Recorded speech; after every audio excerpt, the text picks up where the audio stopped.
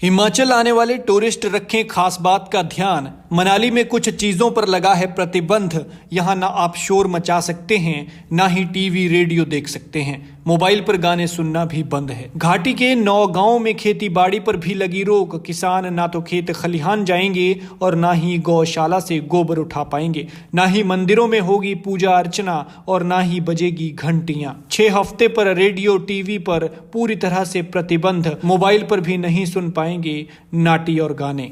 मनाली में 42 दिनों के लिए देव आदेश लागू हुए हैं।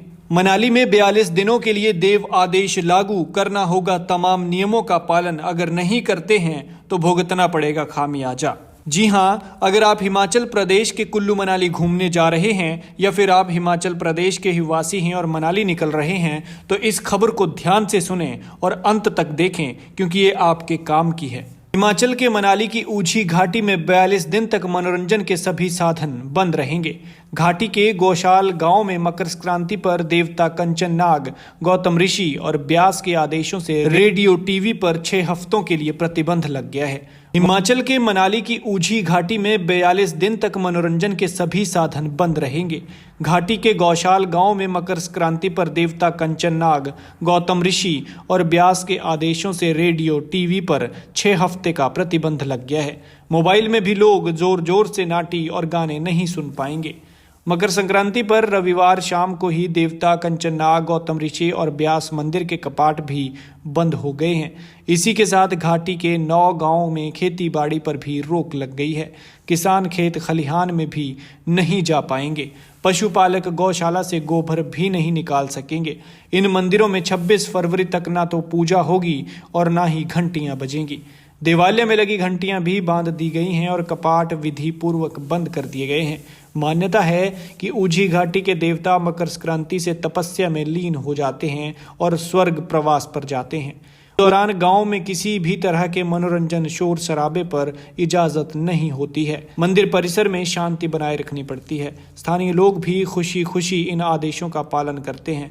बाहर से आने वाले लोगों को भी गांव में ऊंची आवाज में बात करने और चिल्लाने की इजाजत नहीं होती है।